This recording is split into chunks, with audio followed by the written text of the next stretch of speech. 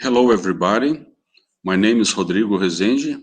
I'm professor from the postgraduate program in biotechnology from University of Araraquara, Brazil. And today we'll have an important presentation named Bioprinting for Biomedical Applications. This presentation will be done by Dr. James Yu. Dr. James Yu is president of the International Society of Biofabrication and professor and associate director of the Wake Forest Institute for Regenerative Medicine, WFIRM. Dr. Yu's research efforts have been directed toward the clinical translation of tissue engineering technologies and cell-based therapies. Dr. Yu has been involved in transferring several cell-based technologies from the benchtop to the bedside. Dr. Yu has also been a lead scientist in the bioprinting program at WFIRM and has been instrumental in developing skin bioprinting and integrated tissue and organ printing, ITOP, systems for preclinical and clinical applications. So, Professor Dr. Yu, it's a great pleasure. We are very honored to have you here this day. I think that all our audience will be very happy to watch your presentations, what's going on in general in biofabrication in the world. And so I hope you are very welcome. Okay. Thank you so much. Thank you so much for the nice introduction. I would like to congratulate you for the first International Digital Congress on biofabrication and bioprinting. And it is my honor to be here and participate in the Congress. So what I would like to do today is to share some of our experience with bioprinting and how they are applied in biomedical applications and clinically. Without further ado, I'd like to go ahead. So over the past 30 years, this is the strategy that we have followed to engineer, tissues for patients. We sometimes use cells alone or scaffolds alone, or if the damage is extent, we would use cells and scaffolds together to engineer tissues for regeneration. So how do we use this strategy in the clinic? So this is an example of the bladder application that we had brought to patients, and the approach is pretty similar to other tissues and organs. So in patients with bladder disease comes into the clinic, we would take a small tissue biopsy from patient's bladder. The biopsy is then used to isolate and expand cells, bladder cells in vitro, and then use those cells to place them on a supporting matrix, which is usually composed of biodegradable polymers. And when the cells are placed on the bladder-shaped mold consisting of the polymers, then the entire construct is placed back into the patient's bladder to create a new bladder tissue in that patient. So this is, how we approach patient-based applications in general. So using this approach, we were able to deliver treatments to patients for bladder tissue, urethra tissue, and vaginal tissue. In the case of bladder, this was the first internal organs that we have developed and used for treatment in patients in the world. We have treated 7 patients in that cohort in patients with congenital anomaly and have followed the patients for over 15 years. For the urethra, we have treated 5 pediatric patients with bladder stricture, which is the obstruction of the urethra. So these patients weren't able to void by himself, but after the treatment, these patients were able to void comfortably. For the vaginal applications, we had treated using the similar approach. We had treated 4 patients with congenital anomaly called vaginal aplasia, and those patients who were treated with engineered tissue were functional, and we have followed the patients for now closer to 10 years, and all those patients who were born without vaginal tissue are now sexually active and were able to lead a normal married life. So this is an exciting development for us. So as you can see, tissue engineering approach has had initial successes with building a number of tissues clinically. There are challenges still existing in developing and translating complex tissue systems that either require coordinated function or systemic function. And these are some of the applied tissues that we're currently developing, which some of them are already in clinical trial. For example, corporal tissue. Corpora is a highly vascularized solid organ, and this currently is in clinical trial.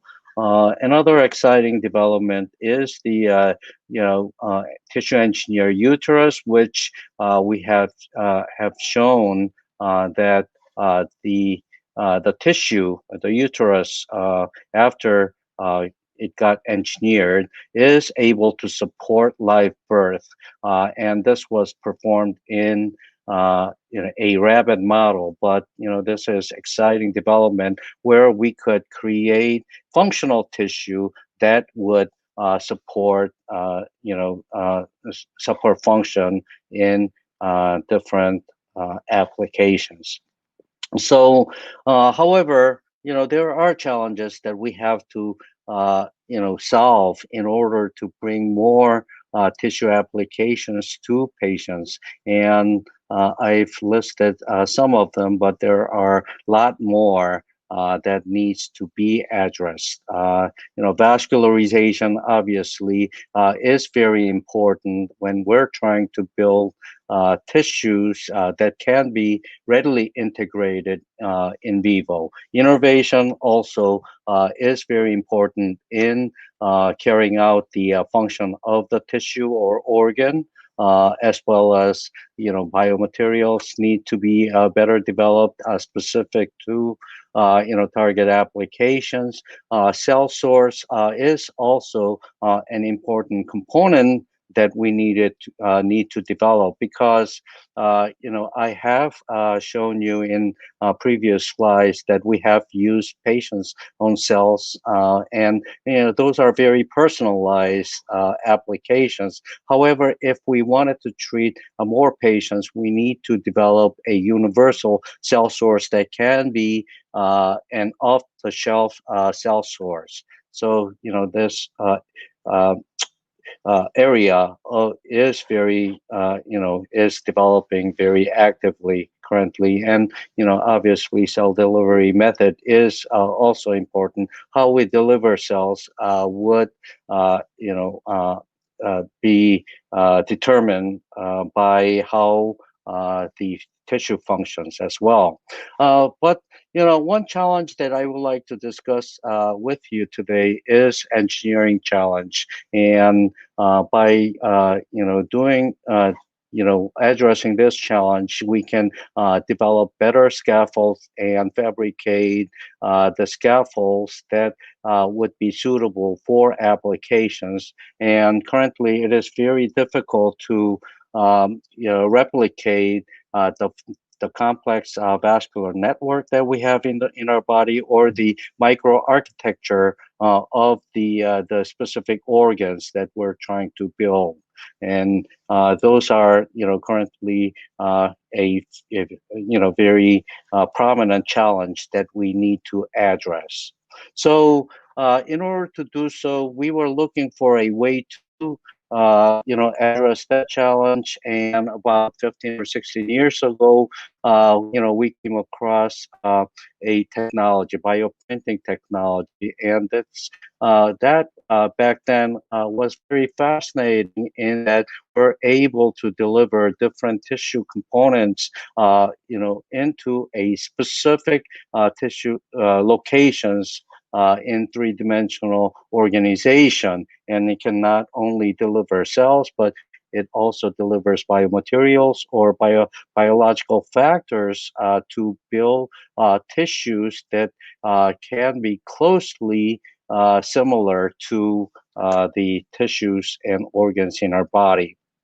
So back then, the concept and of bioprinting was available. However, there was not, adequate tools to support the concept. So, we had recruited Tao Zhu from Clemson, from Tom Boland's laboratory at Clemson, and together we built and modified a an inkjet printer, Epson inkjet printer that we had built in the elevator platform, which served as a z-axis, and it would depress one cell layer deep as the printer prints over and over again. And using this method, we were able to demonstrate that we can actually bioprint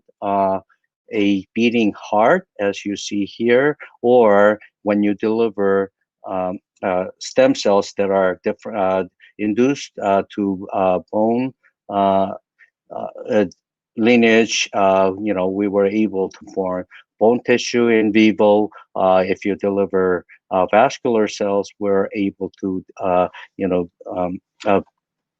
develop a vascular network. But more importantly, we have shown that we can deliver multiple cells to specific location within one contiguous construct. And when we implant that construct in vivo, we were able to see that individual single cells would mature into tissues with that specific cellular function. So that was very exciting. However, the use of inkjet printer had a lot of limitations, and we looked around to see if there would be a better printer that we can use to produce an applicable tissue constructs, but there weren't. Unfortunately, there was not. So we developed an integrated tissue and organ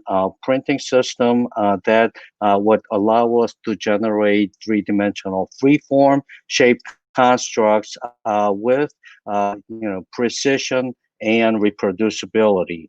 So we realized that the bioprinting technology would be a very beneficial tool, a technology that would allow us to move further forward in building tissues for application. So, this is a tool that can help you build implantable tissues and organ constructs, and it can allow you to scale up with precision and reproducibility required to produce a reliable and consistent tissue construct. So using this system, we were able to demonstrate that we can actually print cells and tissue structures in a micro scale that is similar to specific tissues and organ system, as you see here. So because of its precision, we were able to bioprint the organoid with microchannel, meaning that you can actually print a microphysiological system or lab on a chip system, simultaneously, and use it for many different micro physiological systems for drug discovery and toxicity testing and more. So this is where bioprinting can be used to apply clinically. Yeah, but our interest has been a macro scale tissue constructs where we can use them to help patients, and repair damages and injuries that they have. And this is an example of the tissues that we have been working on, ranging from soft tissue to hard tissues, and most of these tissue constructs have been tested and validated in animal models, as you see here. And for today's presentation, I will just pick a few and show you how we create tissue constructs for applications. So bone bone has been one of our mostly worked on tissues because it has many implications clinically. So using the bioprinting strategy, we could use a patient's own medical image and use it to produce a bony construct that is specific to a particular patient's. In other words, we're able to create an exact size and shape of defect that the patients would need for reconstruction, as you see here. So, in a clinical model system, we have tested the bioprinted bone tissue in a rat calvarier model where we made a defect in their skull and used the bioprinted scaffolds to repair the damage, as you see here. And when we do so with the bioprinted construct that has cells that are differentiated into a bone lineage, are able to repair the damage well.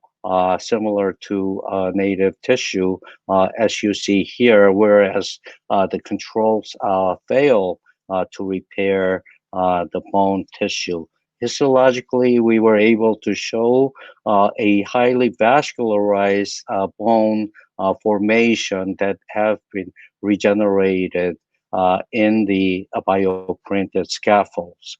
Another example was when we use this approach to develop a mandibular bony defect construct where we have created the damage, but also repaired the damage in a rabbit model, which shows the properties similar to native bone over time, as you see here. So this is, would be a good approach to help patients, who have bony defects or bony, injuries or deformation in the clinic. Another example is the bioprinted tracheal scaffold that was used to repair a rabbit trachea, as you see here, we're able to repair a damage in rabbit trachea, and those over time maintained their patency, and more importantly, we were able to see ciliated epithelium in the tracheal space, showing that um, uh, the trachea not only just created and restored the anatomical function, but it also created a functional recovery in the trachea. So this is another exciting development that we have been pursuing.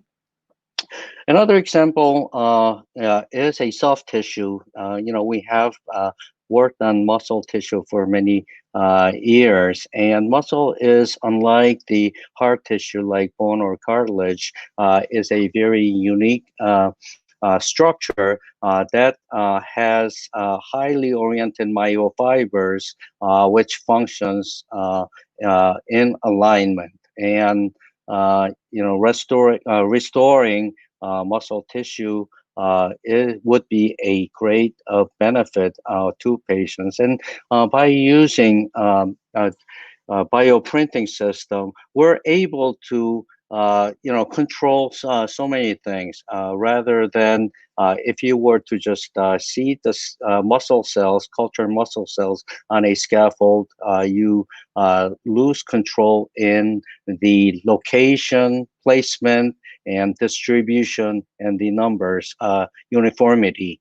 And by using a three-dimensional scaffold generated by bioprinter, we can design it so that the muscle construct would be maximize the diffusion. We can control the diffusion rate as well as placement of individual cells in a spatial orientation so that they could mature and recover function more readily, as you see here. So this is an example of the bioprinted muscle construct, and when they are implanted in vivo, they do mature into muscle fibers, as you see here. And what's more, interesting is that the host nerve integrates into the muscle fibers themselves, and that's how they recover function. Because you do need innervation for the muscle construct to, mature into a functional muscle. So in a preclinical study in a rat tibialis anterior muscle model, we created a defect and used the bioprinted scaffolds, muscle scaffolds, to repair it. And over time, it recovered. It's not only its volume, but also it looks pretty similar to muscle tissue. And histologically, we were able to show that muscle tissue regenerated and worked in concert with the native muscle tissue. And functionally, we were able to show that over time, the muscle function recovered, as you see here, and we were able to demonstrate the integration of host nerve into the implanted muscle construct here. So, these are some of the tissues that we have worked on, but in reality, when a patient gets injured, it affects multiple tissues, not only a single tissue. So we're, focusing on developing composite tissues that, can help patients recover coordinated function. So some of these are some of the examples: neuromuscular junctions, muscle tendon junctions. Those interfaces are very important in achieving tissue functions, bone cartilage and ligament as well. So, these are some of the areas that we're currently focusing. But, where do we see, this technology going? And, we do think that bioprinting is a technology that can be integrated into the clinical translational scheme. So when a patient comes into the clinic, we envision that we can use their medical data to generate a tissue construct that can be delivered to patients to the OR to surgeons who could use the construct for repairing and restoring tissue damages.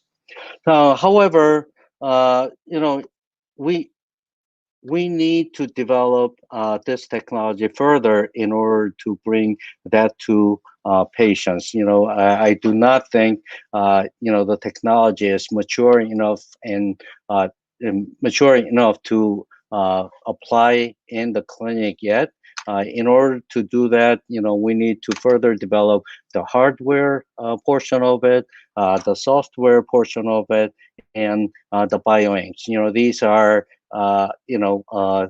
separate components that would work in concert together, and we do need further development with it because currently the bioprinting system is not ready for prime time, but very soon. We at our institute, have been working vigorously on developing bioinks because, there are bioinks available to print this and that, but, there are not enough biomaterials that can be used for specific tissues. So fortunately, we were able to, get support from the Department of Defense as well as NIH, and working with other investigators in a collaborative fashion to develop bioinks for clinical or biomedical applications. And these are some of the materials that are currently available for bioprinting. However, those biomaterials cannot all be used as bioink in its current state. So in order to do so, we need to develop it as a bioink because, there are certain properties that the bioink requires. First of all, bioink has to have certain viscosity to provide homogeneous cell suspension and as well as, forming initial structural maintenance when you print. So that's one critical characteristics that the biomaterial should have to use as bioink. Another component important is the shear thinning behavior that is required because those bioinks would have to be passed through a nozzle, and the material has to support that with creating minimal cell damage as well. So that biomaterial has to have necessary viscoelastic properties, as you see here. And once the biomaterial passes through the nozzle and deposits into a surface, it's got to rapidly cross-link so that it can maintain the mechanical structure of the form that you're trying to build. So these three components are very important, and with the bio materials that are available, we would have to formulate those formulations, bioinks, to suffice many different levels of the properties required, which includes like its rheological properties important, and gelation mechanism is as also important, as well as printing parameters, and and then when it is finally printed, the other factors such as processing time is important, because it's gotta be rapidly delivered, rather than taking like many hours to print a small construct. Then obviously that would not be satisfactory. So those are important components, and one of the um, aspects of bioinks that we have been focused on is to develop a bioink that is functional, meaning that the bioink itself would have the ability to guide stem cell differentiation by tethering the specific peptides. We can provide guidance to stem cells. So depending on different functions of the peptides listed here, we can guide stem cell differentiation and help the cells mature into specific target tissues of our interest. So this is an example of a bioink that is tethered with BMP, and we're able to use this bioink to generate bone tissue. If you just print stem cells with the bioink, and the peptide would guide the stem cells to become bone cells, as you see here. And we have applied for different stem cell types, as you see here. Other examples are if you tether TGF mimicking peptide, or VEGF mimicking peptide. Depending on which peptide you would use, you will have a completely different results. In this case, we're able to generate chondrocyte differentiation, and in this case, if you use VEGF, we can turn the cells into vascular cells, as you see here. Another area that we're very interested in is to use a native extracellular matrix, a native tissue as bioinks. And this is targeted to be a little more tissue specific. Let's say if we wanted to build, use the bioink for kidney regeneration, we would use a kidney tissue as a starting material. So we would take a tissue or organ of interest and remove all the cells from the tissue, and then solubilize it, and then use that to make bioinks for that specific targeted tissue. So as the kidney, we have used this approach for many different tissue and organ types. This is an example of using a kidney matrix as bioink, and we were able to generate kidney tissue, and have shown that it is much better than other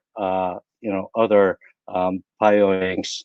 So we do show that tissue-specific extracellular matrix would be helpful in building better tissue for certain cell, tissue types. And we have also done for cartilage tissue, where we are able to generate good cartilage tissue structures for applications. So, I often get, asked this question, when will this be available for clinical use? And obviously, nothing comes too quick. And this field is currently is a rapidly developing field, and we're trying to mature technologies to bring it to patients. And bioprinting itself is not the only factor that is involved in developing tissues for clinical use. As you can see, it takes many, many years to develop and bring it to patients in general. So, there are many segments. Obviously, I have talked about scientific aspect of it, and there are many challenges that we have to overcome scientifically and technologically. But there are other challenges and opportunities that we need to overcome. Such as process development and validation and manufacturing. The processes that are required and that can be standardized. Right now, most of the research is going on at the lab level, and those are not as standardized and would fall short in developing unless we standardize them and manufacturing the construct in a very consistent and safe manner. Regulatory and related issues also need to be met, because regulatory agencies are looking for safety and biocompatibility. Is the product toxic, or is it going to create tumors in patients when they are implanted in patients? So, with those strict regulations, we have to make sure that we demonstrate whatever the product that you're developing are safe and biocompatible, to use in the clinic. Obviously, even if we do demonstrate the safetiness and effectiveness of the tissue development, we do need to come up with a strategy to disseminate and distribute to general populations, and we can only do that through commercialization pathway.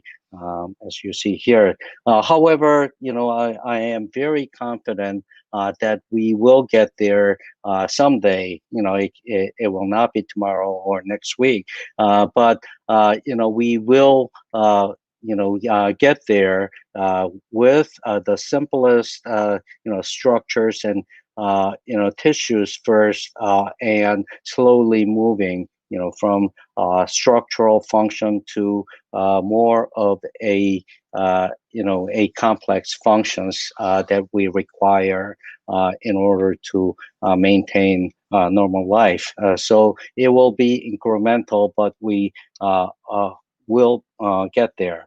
So in conclusion, bioprinting technology is a fascinating technology that would accelerate the development of tissue construct. It can generate clinically relevant sized, tissue constructs with precision that we cannot provide with manual hands. And obviously, there are multiple and many obstacles and challenges, but we do need to identify them and address them in order to build a complex tissue and organs that we could use in the clinic. But overall, bioprinting technology, is a great tool that can accelerate translation into the clinic, and someday, when it is said and done, I believe that it will change the way we practice medicine in the clinic.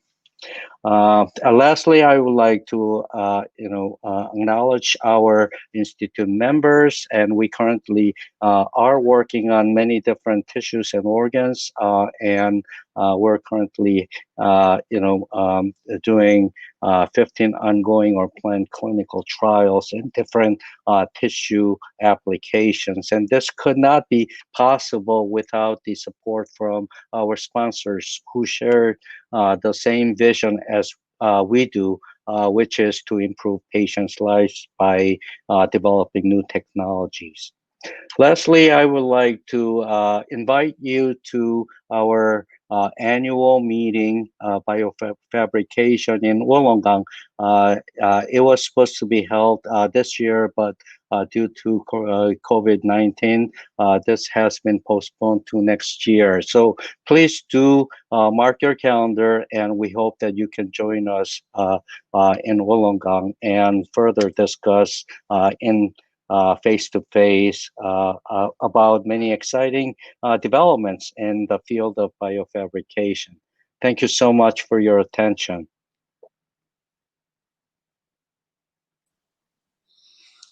Hi, James. Thank you for your nice presentation. It's very good to listen from you and all your experience in this area. I had the opportunity to visit W firm in 2016 during the biofabrication event. So I got very impressed with the technology and all this infrastructure you have there. And so I think there's no doubt that you were ahead on this as a world leader in this area. And one question for you, if it's possible.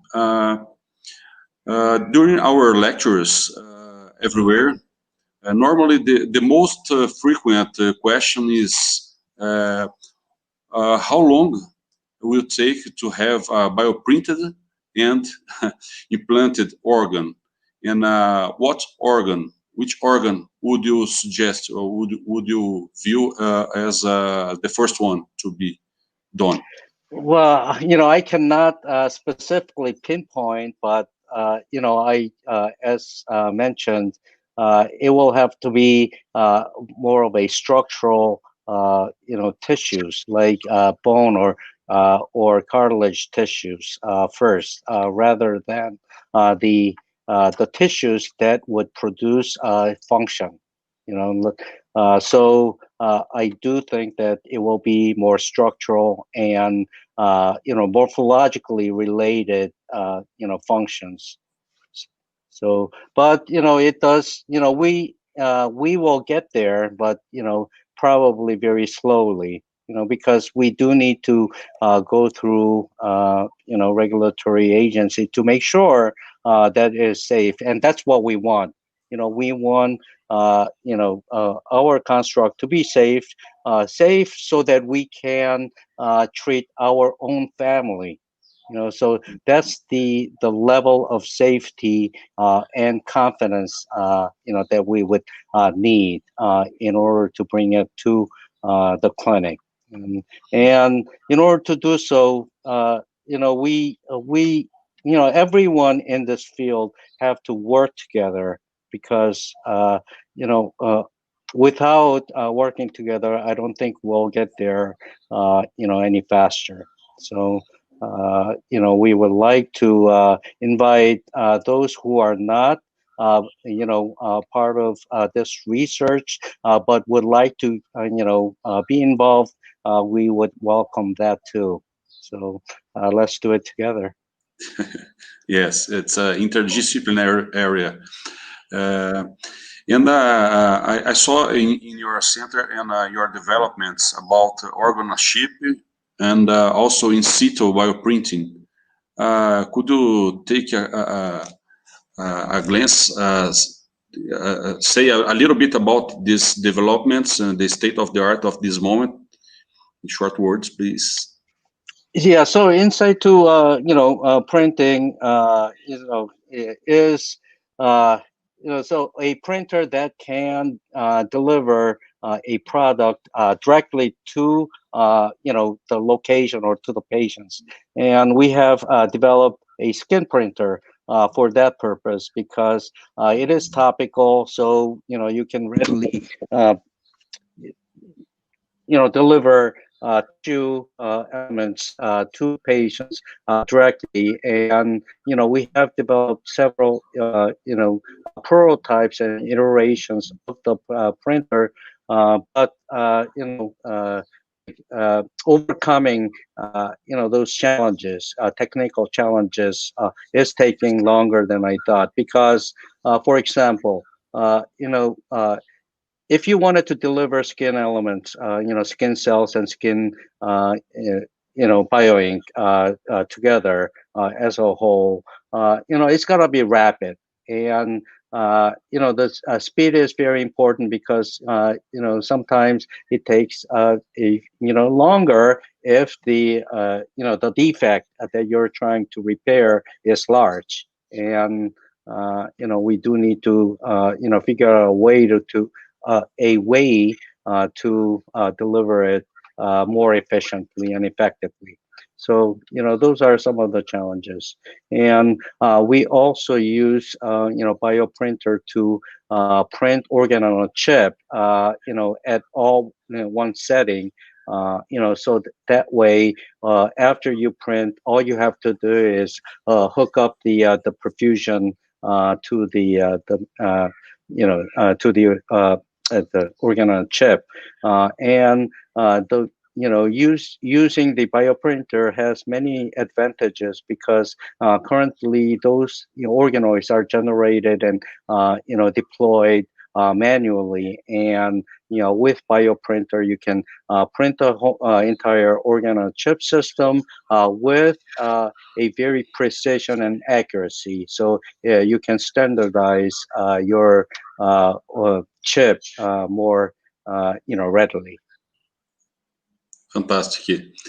Dear James, if I can call you directly with a friend, we met each other 2 years ago in Termes in Porto Alegre, Termes Latino American, and so it's always in other congresses, so it's always a pleasure.